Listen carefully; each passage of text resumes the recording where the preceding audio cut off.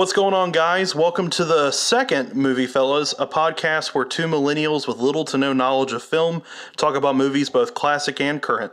I'm your host, Adam Norris, and as always, my co-host, Matt, quote, thinks Justin Timberlake in Trolls deserves a Grammy, Rosenberg.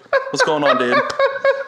I am doing excellent, and that's my favorite intro, my favorite middle name. Oh, dude, I got like 15 more. I'm so excited. Second to last week's, which was our first episode, and my first middle name. That's right. Well, I guess just starting back to where we were before, we each talked about a couple of our favorite movies, and I guess moving forward, we're going to just talk about one more from each of us, one more of our favorite movies.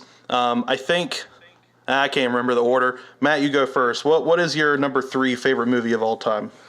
All right, so a couple weeks ago, we put out some content. We'll talk about what we'll be putting out kind of in the next coming weeks at the end of the show, would That's you right. say? Yeah, Cool. that's right. All Towards the end of the show, we'll talk about kind of opportunities for guests, future topics, movie covers, maybe some reviews, that kind of stuff. Cool. Yeah, so I put out my Rogue One review. If you're listening to this, check that out. It's on our YouTube channel. Anyway, we'll get into that later. Last podcast, I talked about 2 of my favorite films. First one being Gladiator, directed by Ridley Scott, and second one being Interstellar, directed by, I just about said Hans Zimmer. It's practically the same thing. So. Hans Zimmer. No, he did the score for it, and it's a great score. Anyway, okay, so for my third one this week, for my first one this week, my third one overall. And I know, okay, so this is going to be a little controversial.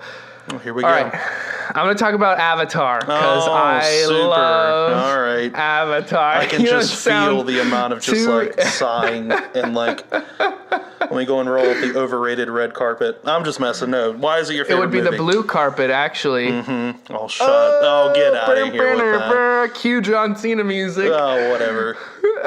John Cena pops in. Are you sure about that? Are you sure about Who would know? You can't see him. He's John Cena. Anyways, all right, let's talk about Avatar, directed overrated movie. Listen, all right, it's not like it was the highest grossing. Oh wait, it is the highest grossing film of all time. Actually, there's a lot of people who talk about it because it has like zero cultural impact almost because no one like cosplays it. Yet it's the highest grossing film of all time. Anyway, well, just remember the Troll soundtrack was one of the highest grossing soundtracks of all time. Doesn't make it good. Is that why it came up on my pop playlist when I was listening to It right. was everywhere. I'm like, I don't want to listen to this. I don't want to listen to this. Dude, actually, my brother called just the other day and was joking around about Trolls being the number 1 movie of the last 5 years, and it was a great conversation. When did it come out? It came out a couple weeks ago, I want to say. Is it being well received or no? I mean, it's Justin Timberlake and Anna Kendrick. Or not Anna Kendrick, that's wrong. Hold on. Now I got to look it up to make sure. Let me look up Rotten Tomatoes score. Rotten Tomatoes. Why am I even looking up this movie? It's so bad. Tomatoes. 75%. So that's a very reasonable. Oh, it is Anna Kendrick. It is Anna Kendrick. Yeah, Anna Kendrick and JT, bro. And Zooey Deschanel. There you go. It's just, I don't know. It's Gwen Stefani, James Court. Man, this is a win if I ever saw one. Okay, whatever. It's a good cast, but it's not a good movie. It's a kid's movie. Anyways. Right. All right, so what do you like about Avatar? Avatar. For those who haven't seen it, Matt, give a little summation, just a quick blurb, and then we'll talk about what you like. So last week, we had a couple of people tell us that our plot summaries were too long. So that's actually I wrote out true. Yes, it was. I re-listened. So it's the year 2150. Sam Worthington's the main character. He's a paraplegic Marine whose brother was shot in a robbery. Humans traveled to another planet because Earth's resources have been depleted. They discover a moon in the Alpha Centauri star system, which is a real star system, where they discover unobtainium, which, if you've ever seen the movie Core or The Core, I don't know which one it is, with, I don't know who's in it. Anyway, they have to go restart the core because it stops. And anyway, unobtainium allows them to travel there. Just to make sure I'm hearing this right, the mineral was called unobtainium? Like, you can't obtain it. What? Yes. I didn't even know that. Interesting. It's ridiculous. It's kind of like I guess it's a popular, like, mineral and sci-fi fantasy. It's kind of like the unobtainable.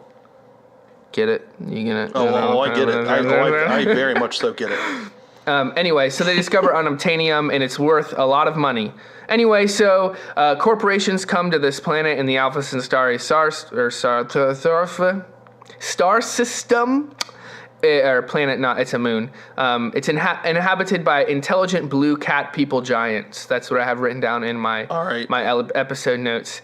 And the human have to interact. To interact better with the natives, they create things called avatars, which essentially look like the natives. They're tall and they're blue. And the people from the corporation, the scientists, connect via Bluetooth or some sort of like wireless transitional thing or whatever, and they can pilot these things called avatars to kind of talk to the people and make them feel more comfortable, the natives more comfortable around them. Anyway, Sam Worthington, he's an identical twin of his brother. His brother's shot, so they're able to use him because he has the same genome as his brother, and he goes on wild adventures. And listen, it is fantastic. Mm-hmm. Why don't you think it's fantastic? You're wrong. I guess for me, and this is my 2-second defense of why I think it's bad. Right. They essentially took the plot of Fern Gully and gave it $1 billion budget. That is literally one of my points. Okay, so I guess I'll skip over the next one, but before I talk about what I love about it, the plot isn't original, and no one who's seen it or will see it ever watches it. No, it's not. Or form. No, not at all. You know who else's plots weren't original? Mm-hmm. Shakespeare. You know, if we're gonna get literal, nothing is truly original. But that's your one nihilist joke for the day. Nothing is truly original. Nothing really matters. Nothing matters. Moving on. Nothing matters. Everything is empty and worthless. You ever seen that episode of Parks and Rec where? Yes. Andy Dwyer's like, someone's like, his wife's like, hey, what's going on? He's like, it's just that nothing matters. I'm fine. It's just that I'm not happy with doing anything anymore. I'm tired all the time. I'm covered in sweat. Nothing matters, and I hate my life. It's such a good. All right. It's good. Oh, that's so good.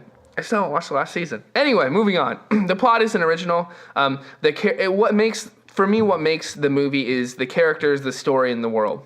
I remember. Okay, the world building in this movie is the best I've ever seen in any movie. Sci-fi, fantasy, Western, whatever genre, it does not matter. You feel like when you're watching this, first of all, almost all of it, I want to say all of it, if not almost all of it, was filmed in a set. This is the greatest CGI you will ever see in your life until Avatar 2 comes out next year.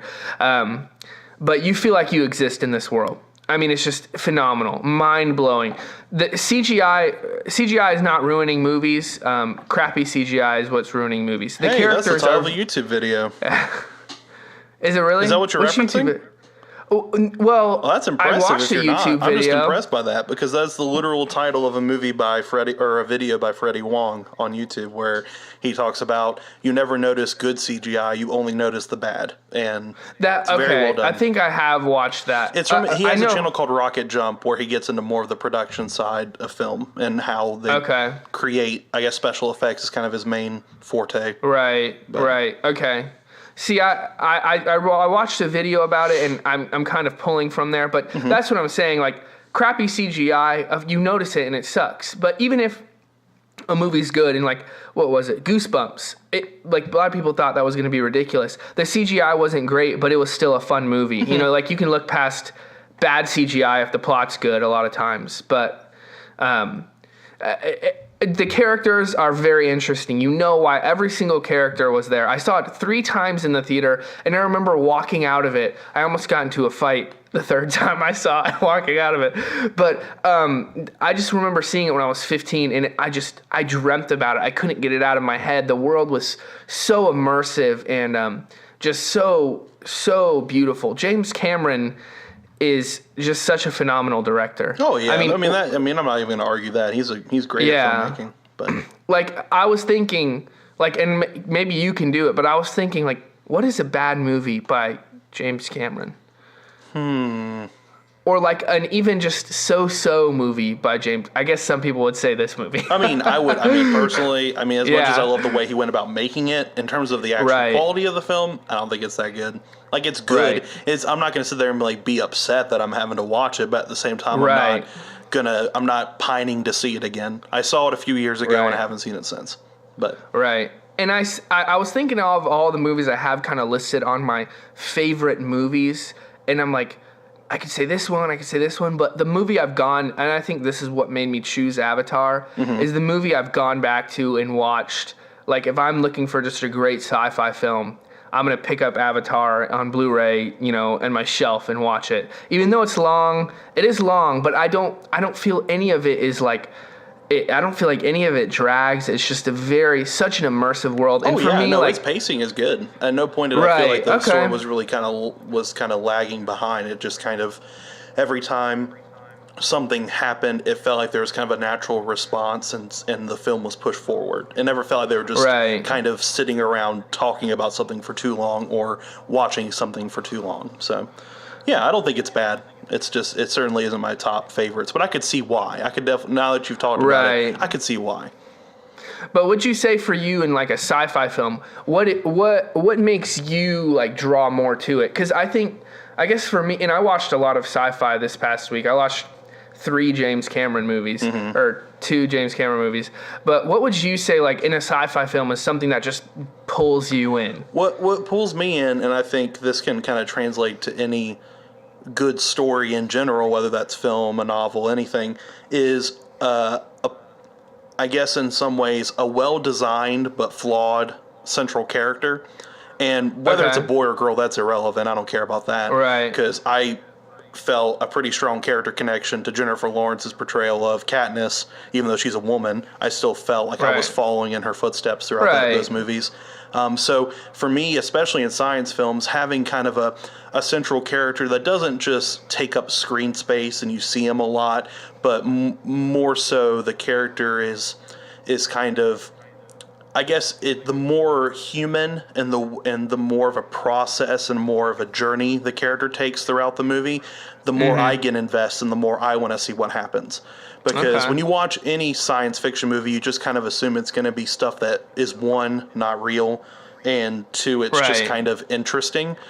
But if you have a character that draws you in and is pushing those boundaries forward in a way that's not just being weird for the sake of weird, but actually pushing something forward, you're much more interested to see how it ends and where it progresses. I'm trying to think a good example of that would be, I don't know if you've seen this, Matt, but the movie Primer. I don't think so. It won, I want to say it won Cannes Film Festival the year it came out. But what I like about it is it's a very bare bones, minimalistic film. It was made on a budget of $15,000. Whoa. And the director was also the producer. He wrote most of the score. He cast himself in it as the lead role alongside a good friend of his from college. And it was really just, I want to say 2 or 3 of them for the entire movie. And in the movie, they're kind of just boring corporate, white suit kind of guys who are just doing these kind of general experiments and just making things easier for a big corporation with technology. And they discover in their own experimentation in their garage that they have created a genuine time machine. And the movie has been hailed as one of being the most accurate and realistic portrayals of time travel, in the sense that it gets so confusing. Because I want to say there are 3 iterations of each character introduced when they start to use it, but then when they didn't use it, a new timeline was established. And so all 3 timelines intersect, and it's an absolute mind bender of a movie. You will not know anything that's going on the first time. Dude, I gotta watch that. That sounds awesome. To give credence to what you're saying, it's the kind of movie for me as well that the more I went back and watched it, the more I went, oh, okay, so this guy, the second version, was actually trying to stop this because he knew, and it ends up being very gratifying the more you watch it. Yeah, super good. Dude, how were you turned on to that? Yeah, how? Yeah. I can't remember if it was either a movie reviewer or some, like a channel. I think it was a channel I watched called Every Frame of Painting the more I'm thinking Okay. about it. And I think he referenced it in the sense that you don't need a big budget to produce big budget productions. Dude.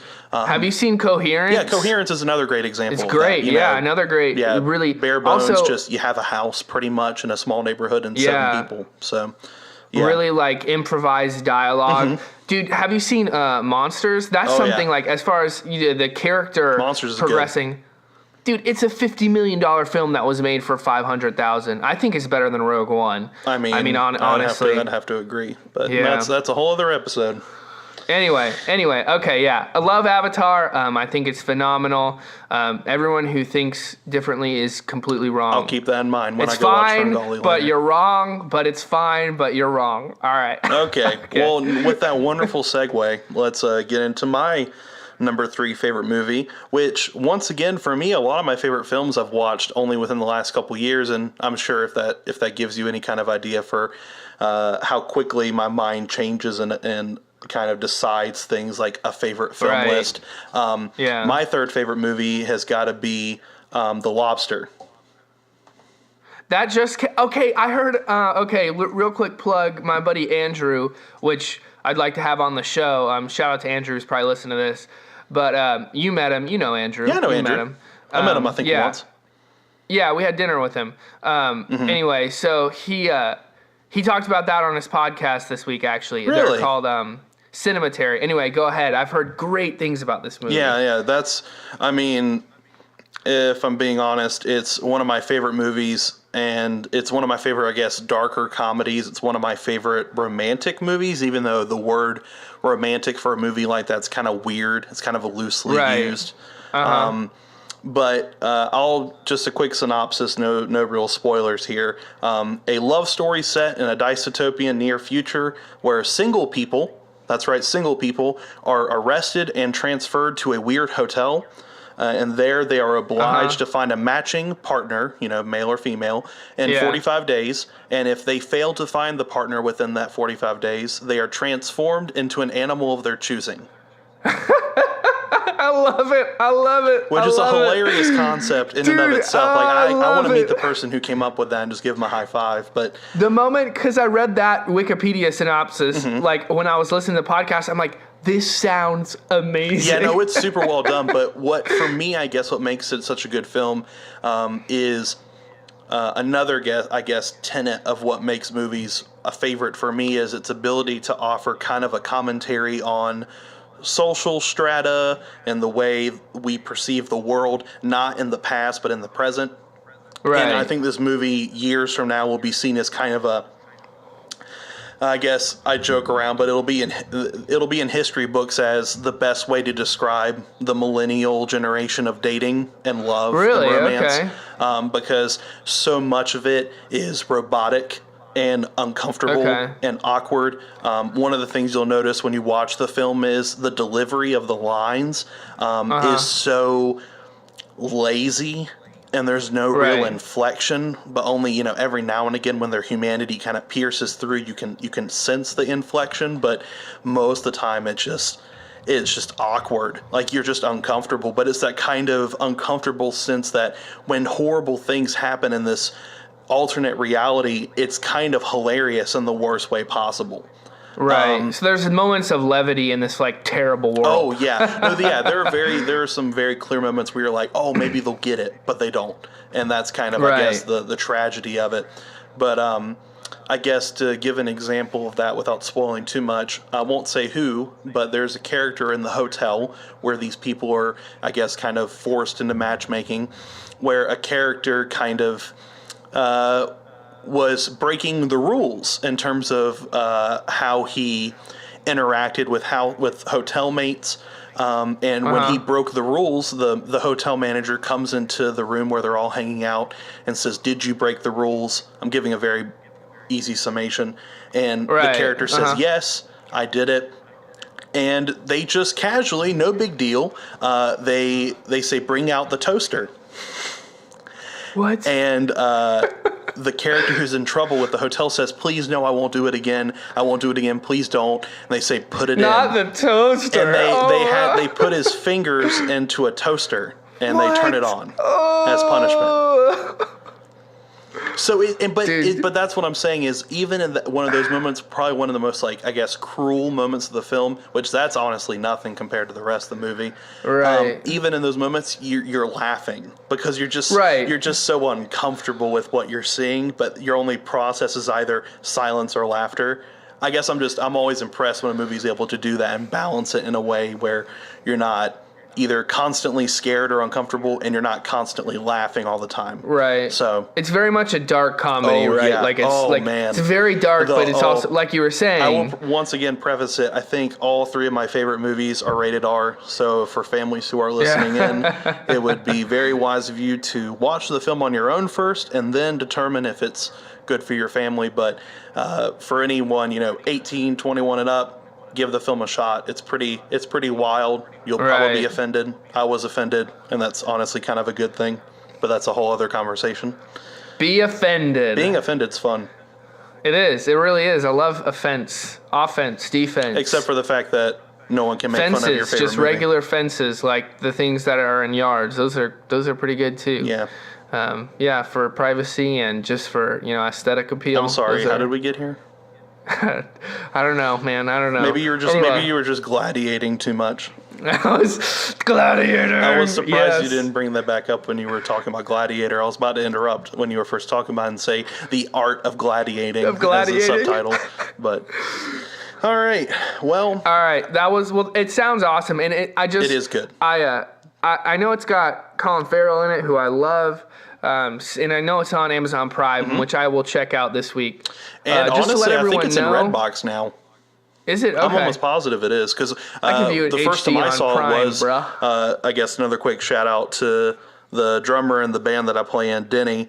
Denny is a big film guy, and as soon as I mentioned The Lobster and the fact that I hadn't seen it, he freaked out and said, "You have to see it like tonight." So he's the one that kind of convinced me to go and get it from Redbox. So. Yeah, it's super good. Shout out to Denny, the so Denmeister. He will probably be on this podcast at some point. Okay, cool. Yeah. Cool. He'll be dope. I'm going to check out The Lobster. I will have to check it out. I said I was going to check out John Wick. I didn't. But to be fair, you forgot to remind me. What? I guess it is fair. I didn't remind you. I watched a lot of movies. I watched T2 for the first time. Amazing. Absolutely phenomenal. T2? Terminator 2 for the first time. Are you serious? I had never seen it. Yeah. Oh, man. Dude, I had never seen it. It's so good. And I was like, this movie looks like it was made in the mid 2000s, and it was made in 1991. It's super well done. Oh, it's so good. Absolutely. I also watched Aliens for the first time. What? I'd never seen Aliens. Are you serious? Yeah. All these James Cameron movies I had never seen. I'm like, dude, these are so good. Oh man. Yeah. Anyway, so yeah, well, that's awesome. I'm really excited to check that one out. I've heard nothing but awesome things about it. Well, I went and watched The Gladiator, just so you know. Did you really? Yes, I did. What'd you think of it? I liked it more after you talked about it. Okay. And I found ways to appreciate it. If I'm honest, I still, most of the time, was just kind of like cracking up just because a lot of it is very like, what word can I think of? It's kind of very macho at certain points, and it feels like they're really just overselling the "I am a man and I have to stab you to prove that." And it is very macho. And in those moments, I am kind of cracking up, and I'm like, "Okay, this is kind of silly." But overall, I did enjoy the film more the second time around. Cool. And Russell Crowe also did a great job. I did enjoy him. Did he gladiate a lot? Yeah, plenty of gladiating in The Gladiator. Okay, so on a scale of 1 to 10, how gladiating was he? Was he the gladiatingest? How about gladiate? Gladiate? Oh, cue John Cena music. Oh, you know I'm going to throw some John Cena music after I said that. Awesome. You're welcome. Dude, the English language is fun like that.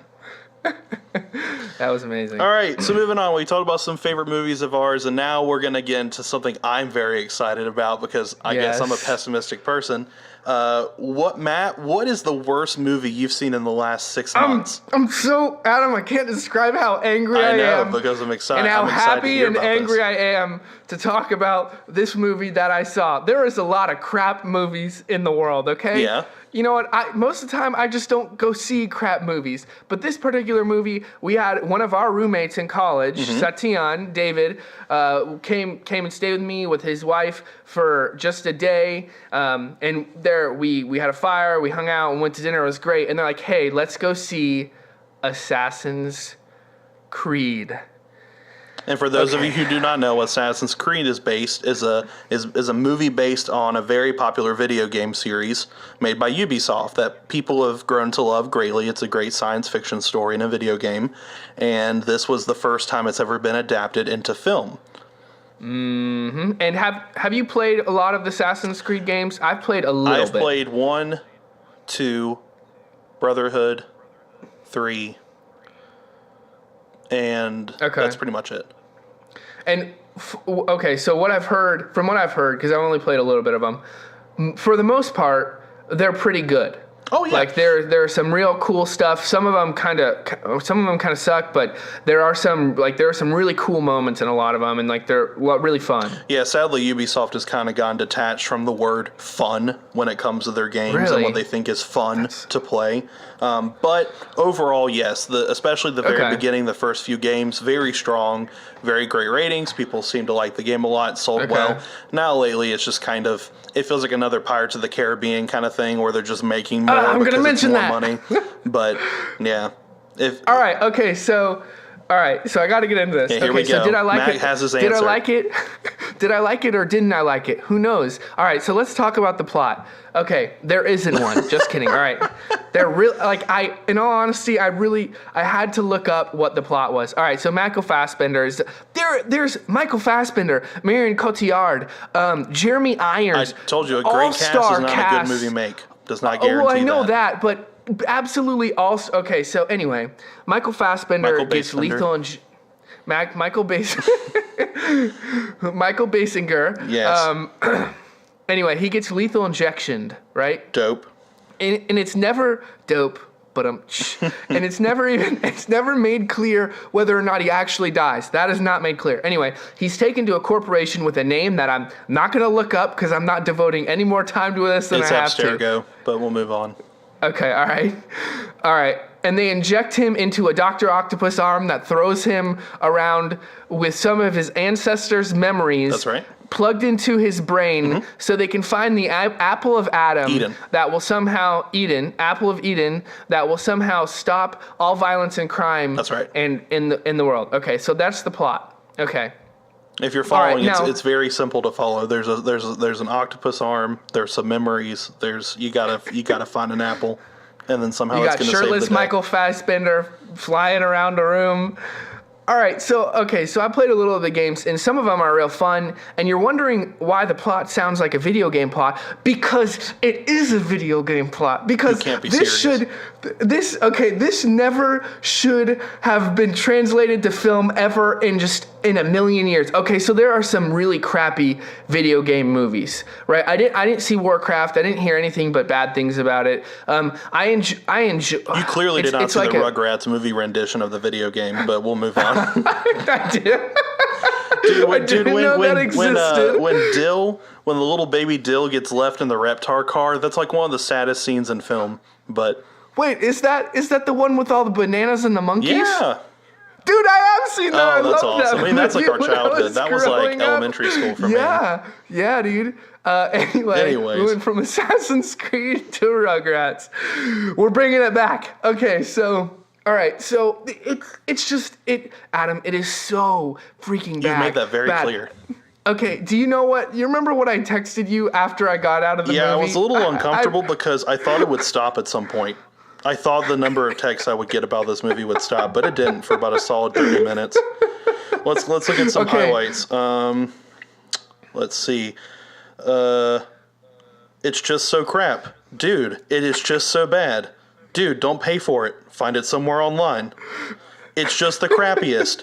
Oh my goodness, dude. Worst movie I've seen in a long time. I am physically angry and annoyed at this movie. What a crap film. You want to know what it's like? Okay. It's a mixture of Bourne, Pirates of the Caribbean, and the final battle scene of Batman vs. Superman. All right, now let's get into why it is that, because I have that written down. Okay. I love because I'm really confused by your text, so I'd like to hear that explained. I love 3/5 out of the Bourne films. The new one sucked, but anyway. So Bourne, it's like Bourne, as in they do a lot of the quick cuts and the really close-up fight scenes, which really work in Bourne because it's a really visceral, kind of gritty, fast-paced action sequences, and you can still tell what's going on in the fight sequence, even though it's really quick. It's like that. It's a mixture of pirates because it's kind of got that swashbuckling feel, like you were talking about. Kind of the newer ones kind of have that new kind of feel, and it's a mixture of the final sequence of Batman versus Superman. Where there's just kind of unexplainable explosions and nothing makes sense. Because the whole thing makes no sense, and you can't see anything because almost every shot is covered up with CGI fog. I feel like, this is the conversation between the visual effects artists. All right, so the visual effects artist was like, "Oi, mate, do you want me to, we'll compose this really," I don't know how to do Australian accent. I know that director's Australian. He's like, "Oi, mate, do you want me to compose this really cool shot of this skyline because this movie's real crap?" And the director's like, "No, mate, just covered up the bunch of CGI fog." And he's like, "But the helicopter's flying off of a metal roof." "Doesn't matter. CGI fog reigns supreme." Middle of the day, they're walking down the street, there's fog rolling in under the carts. That's literally, it's just dust and fog. Every time there's a cool action sequence, you don't know what's going on because there's just so much fog and dust everywhere. And then every time you're like, "Oh, here's some cool like parkour action sequence," it turns and it's clearly a stunt double. Michael Fassbender, I feel like Michael Fassbender was there for like a quarter of the movie because you never see his face. Considering all the other things he was doing. I know, exactly. Where's the dust coming from? Someone tell me where all the dust. There's clearly some great stunt work going on. That's the thing. I know they released this campaign where they showed one of his stunt doubles doing this enormous jump, but none of it feels real. It's not. Yeah, exactly. Because it's not this beautiful shot. It's just you don't feel. It feels so fake. It's like the Star Wars prequels. Everything just feels so fake. There's no sense of urgency. Why are they getting the apple? Michael Fassbender is supposed to be an ancient Spanish assassin, and he's the whitest man in the world, which Russell Crowe was the Spaniard in Gladiator, so I can't really complain. Also, explain to me this. Why would the Apple of Eden stop all violence in the world? Whoever's listening. Actually, I can possibly answer that, considering that I played the game. Okay, go ahead. I mean, the Apple of Eden is considered to be one of many ancient artifacts from, like, the dawn of time, like the dawn of creation. Right. You know, the Judeo-Christian belief that there was the beginning where God made the earth, and then these things got made somewhere along the way. And the Apple of Eden's main ability was to, ironically, because, you know, the Apple of Eden promises freedom to those who eat it, in a sense of irony, the Apple of Eden in the movies and the game forces whoever it's used on to fall under their control. And so from Abstergo's perspective, because, you know, they're the Templar Knights of the future, they're the people searching for absolute control over people, then to have that apple means they have control. It's not good. Like, let me make sure you understand this, whoever's listening. I don't think this is good. I'm just providing a little bit of context for why it's bad. Right. But yeah, because I didn't see. I figured there was something from the games. I just don't. It's like, I guess you said it, though. It's ironic. Like, whoever's listening, we talked about this last week. Adam and I both have biblical theology degrees. And if you know anything, even if you don't know anything about the Bible, most people know that the apple is the thing that caused the sin, the bad thing to happen. So how can it be for good? Like, make it, exactly, at what make point it something. Can the apple be for good? Never. Well, it's like that's the opposite of what they want. They want to stop all violence. Yep. I can't. 0 out of 10. It's one of the stupidest, worst movies I've ever seen. Can I tell you why, before you even saw the movie, it wasn't going to be good? Why? Because video game movies, when they're made, think about this, Matt. What do you like most about video games? Is it your ability to watch what's happening in front of you, or to actually play it? No, to control exactly. it. Yeah, to be in the game. When you're in the game and you're seeing this assassin leap from rooftops and you're running across on horseback and you're shooting all these people and you're committing all these crazy assassinations and you're going on these adventures, it's fun and it's immersive when you're able to play the game and watch it happen. Now, when you make a movie, guess what happens? You immediately They take take that everything away. fun about playing the game and you make it and you put it in a vacuum where you just watch someone Right, do exactly. it. And at that point, even no matter how realistic you make it, the immersion is gone. And it's just this awkward disconnect where you're like, cool, I'm watching someone else flip. Neat. Exactly. And you don't, that's at no another point do you thing. feel like you're actually involved in the movie. And I haven't even, once again, let me make this clear, I haven't even seen it, and I knew it wasn't going to be good pretty much from the very beginning, because that's what almost every video game movie has ever done, is they remove control from the person watching it, and it no longer, it ceases to be fun. It's just something to watch. And that's something I was thinking during it. Like, so you see him flipping around this room. Also, when he's running down through the streets, what is he doing? Is the metal arm making him run in a circle? That doesn't make any sense. And that's not a problem in the video games because he's just laying in a chair, right? And the animus in the video game is just kind of him laying under a screen. And he's kind of he's just on like a hospital bed kind of thing. Right. Okay. So that's not a problem in the video games. But like I was thinking that kind of what you were talking about when I was watching it. Like you see him doing these crazy parkour sequences. Clearly not Michael Fassbender again. And then it switches to him being in the animus, and you just see him motioning all these moves, and it's like, you just took me out of that action sequence. Yep. Like I no longer feel the visceral impact of you stabbing that guy through the chest. It's just something to see. You're just a spectator. You're no longer involved. Exactly. Yep. And I think that there could be video games movie along. I know they're making an Uncharted movie, which again I haven't played much of the Uncharted games, but apparently they're already kind of a movie, like they're movie-esque in their playing. Have you? Okay. So I feel like maybe that could be good, but every video game movie just, it sucks. Yeah, man. and once again, for those movies to become good, they're going to have to find a way to make it an involved, immersive experience again. Because if they don't do that, it will almost never be good. It'll just be something. It'll just be passable. Right. Yeah. So it's not good. And Anthony Fantano, it's not good. Anyway, I'm so angry about that movie, but now I've gotten it all out. You know what's a little bit worse than that though? Just like a hair worse. I don't know. I think it's probably Avatar by James Cameron. No, I'm just kidding. I do actually like it a little bit more now, thanks to you. Well, good. Yeah, that's good. right. I'm glad. Can I talk about my least favorite movie now? No. Oh. Podcast All over. right, that's it. Everyone. You don't like Avatar. It was good tuning in. Have a good night. All right. Okay, so for me, and honestly, for me, mine's a little more mild-mannered compared to Matt's tirade for the last 5 minutes. But for me, my least favorite movie I've seen has got to be The Magnificent Seven. Really? That's right. I haven't seen it. I'm disappointed to hear that. All right, let's talk so about it. For those of you who haven't seen it, I try to do quick summation. I don't want to spoil anything. A group of 7 kind of ragtag individuals in the Wild West are rounded up by a woman interested in saving her hometown that is being plagued by this staunch businessman who's killing off people so that he can take the town over and use it to mine gold. Classic Western story. And she assembles this ragtag team, the Magnificent Seven. There are people like... Roll credits. Yeah, Denzel Washington. The best actor ever. Yeah, let's see, Chris Pratt. There's a solid enough cast that... I know Ethan Hawke's in it. I know there's actually some only in it. That's the only spoiler I'll give because it's hilarious. Ethan Hawke lasts 15 minutes into the film. Really? Which already told me I was like, uh-oh, this isn't going to be good.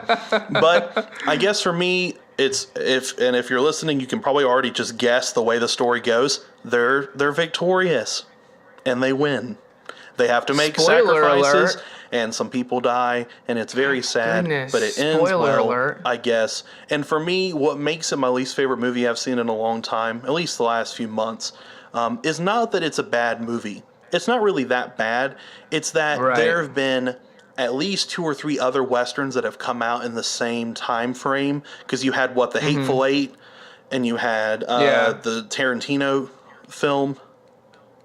Or is that it? Is that the Hateful That's Eight? the Hateful Eight. Are you talking about Bone Tomahawk? Bone Tomahawk came out You had recently. That was really and then good. you had the one with Adam Sandler, that horrible version. That's a The Ridiculous yeah. Six. I mean, I got 2 minutes into it. I'm like, nope. yeah. And so done. for me, this was. I mean, once again, just like kind of your reaction to Assassin's Creed, the cast was solid, the director was well known, the budget was solid, everything Right. about Anton it Fuqua, in terms right? of on paper and in theory just made sense. Like it's going to be good. The director was the same director that did Training Day. You know, Right, you have Fuqua. a good idea this is going to be good, but instead it's Right. just another passable film that Right. kind of it was safe. It stuck to like at any moment, nothing surprises you. And that's one of the worst things about those movies, where if they're not able to surprise you anymore, what's the point in watching a film like that? There are 10, 15 other versions of this story you could watch from movies in the last few decades that outshine it. So this was an opportunity for it to kind of push the boundary of what Western movies have become, which is essentially how much shooting and how many explosions can I feasibly make happen? Right. And can I make the guys look cool? And that Right. just, So it's disappointing because I felt like this was the one movie, Tarantino's was great, and it was, for me, it was way better, but I had a good feeling that this could have been the movie that pushed it forward, at least in the mainstream market, for what, Right. classic Western movies, but instead it just bored me. And let me is once fine. again make it clear, I don't think it's, just because it's a bad movie doesn't make it fun to watch. Like, it was fun. Like, I mean, I honestly, I had a good time, and I cracked up at the jokes, and the character development was okay, and I followed everything pretty clearly. I don't think you'll ever get confused watching that movie. Excuse me, Right. but man, it was just so flaccid. There's just nothing about it that made me go, Yeah. oh man, I'm glad I spent the money to see this. It just felt like, Right. it felt like, if anything, a slightly below average Netflix movie you just kind of throw on to watch. Really? I mean, if I'm being honest, dude. Really? Like, and it had an enormous budget, yeah, I'm sure. no, and that's what I'm saying is everything about it, it should have been an opportunity, but instead I felt like they squandered it and they took the safe route. And everything that happens, you're just kind of like, okay, I get it. Right. It's not about revenge. Okay, who has ever heard that concept before? Those kinds of things. Every movie we talked about last week. Actually, yeah. Wow. Yep. All of them but Interstellar. Yeah, pretty much. Yep. No, Interstellar is actually about revenge. Oh, Spoiler no, it's alert. not. No. Get out of here. So you feel like, I guess from what I'm hearing from you, and you kind of talked about that, you texted me because you're like, why don't we do, worst movies we've seen in a while? And you said that, and I heard some good things about it. And, I didn't hear, yeah. So it was disappointing in a sense that there wasn't any edge to it, right? Like, is that kind of what you're saying? It was exactly what you expected, and it felt like it was just kind of your stereotypical what you expect from a movie of its type, but it had the chance to do more, and they chose not to. I mean, I'm convinced that I think they really had some good ideas, and they chose when making the movie to water it down, to make it more mainstream, more commercial. Right. And everyone will gladly go see it opening weekend for $8 and walk away going, that was cool. I liked all the explosions and Chris Pratt making stupid jokes the whole time, and you're just like, okay. So once again, it's fun, just in the sense that a Michael Bay movie is fun, but most of the time they're unwatchable from a film critic point of view because they're so 1/4 of his movies just are fun. boring. They're just so routine, and they're just, even though they have these massive budgets and killer casts and all this stuff, if that makes sense. Okay. Yeah. See, it's not bad. I can, like you won't walk out there angry, but you'll just be more I guess it's more of a disappointment. That's what I should call it. The most disappointing film I've seen in a long time. I guess I kind of felt that way about Rogue One, and I know you tell a Star Wars fan, which I am. Yeah, dude, that movie was perfect. It was the most. I mean, it definitely wasn't perfect. Listen, it was definitely a good movie. You did so. Okay, I won't generalize when you say you don't like it. That means you just think it's bad. That's not true. But no, I really enjoyed it. It just, the characters were, again, like you were talking about, like they're just there. Like they are just there. There's this rousing speech that Felicity Jones gives at the end. It's fine, but it's not. No, it's not. It's not nearly as good as The Force Awakens, which I really, really enjoyed. So for you, for you, like, it's just, I guess it's more of a preference. It's would you disappointing say? than it is bad. Right. Okay. That's my short version of all that. It Right. disappointed me, So but it's not necessarily a bad film in the sense that you'll walk out upset. You'll just be kind of like, okay. meh. Right. And you kind of expected it with having a good director and Yeah. My expectations were, I guess, too high, but I was, I guess, walking in a little more optimistic.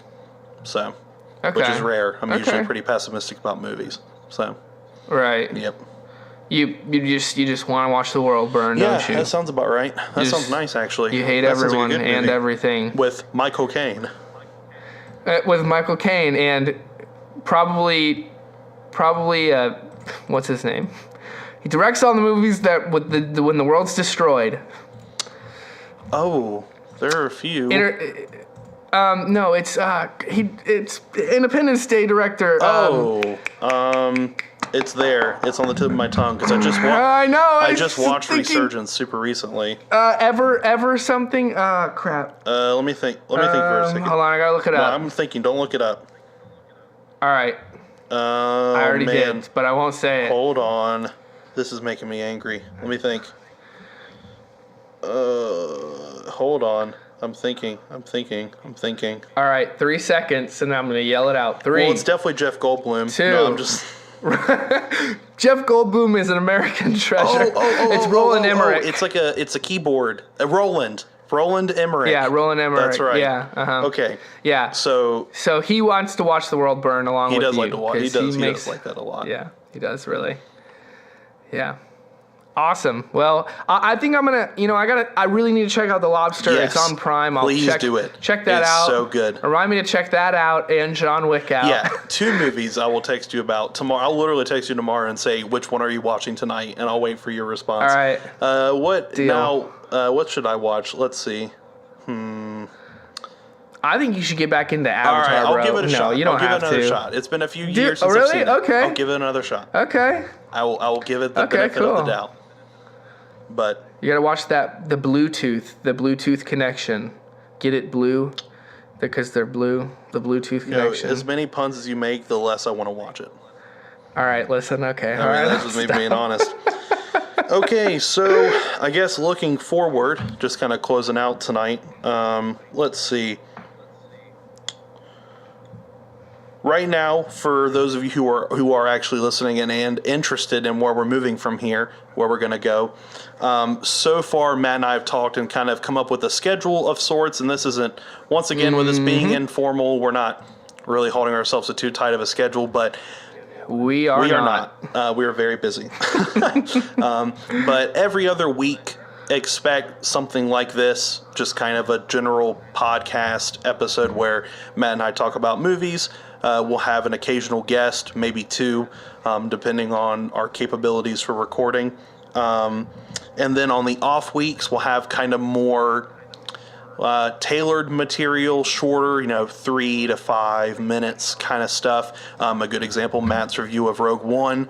I'm planning on doing my review on Independence Day Resurgence because I love reviewing bad movies. That's actually one of my favorite things in the world. I'm so excited. And I'm actually, I won't talk about it because it's going to be funny because there's some people I want to be in it, and I won't talk about who. But yeah, so on an off weeks when we're not doing a normal episode, we'll kind of just do more tailored, shorter material that is more for the ADHD types like myself who can only sit at a computer for 5 minutes and watch anything. So if you are interested, so it'll be like Matt, right? We got Gmail, we got a email account. You can email. Right. You have Facebook.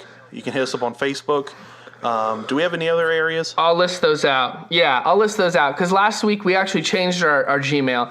Last week I said it was MovieFellas Podcast at Gmail. It's actually MovieFellas Pod. Okay. MovieFellasPod at gmail.com. On Facebook you can find us, MovieFellas Podcast. We are at MovieFellas Pod, I believe, on Twitter. Sweet. Yeah, we are at MovieFellas Pod on Twitter. We are on SoundCloud, and we will eventually be on iTunes. Yes. They won't recognize... So I tried to set it up last week, and they won't recognize it until you have a few episodes up on like SoundCloud. So once we get a few episodes in and get some more content, we will be on iTunes, so you'll be able to check us out there. Make sure and hit us a like, watch us, tell some people about the show, share some stuff. Send again, messages making fun of us. informal. I would particularly love to read those like that. So if you have any sweet burns or roasts you want to send my way, and my large nose, or maybe my slightly nasally voice for a 22-year-old, soon to be 23-year-old, but old man. That's right. You're an old Super man. If you want to shout out, if you want to just ask us a question about our personal lives or how stupid Adam is, right. It's If I can even insurmountable. talk. By the way, you can't. Who are you? I don't even know who I am anymore. I think you're so dumb that my mind has to I have to subconsciously correct what you say, and everyone else does as well. So it's rough. I'm so dumb I tell you that when what, people tell me it's muggy outside, I assume I'm going to see coffee mugs littering the ground. it happens, that happens. man. It happens. Yeah. But yeah, if you're interested Yeah. in being a guest, you have a question, anything, a complaint, don't care whatever you want to send us our way through social network, Facebook, Gmail, YouTube, whatever. Thank you so much for tuning in, and we will see you sometime next week with another more shorter video on YouTube. Absolutely. Gladiate it up, Gladiate guys. it We'll up. see you next week. Peace.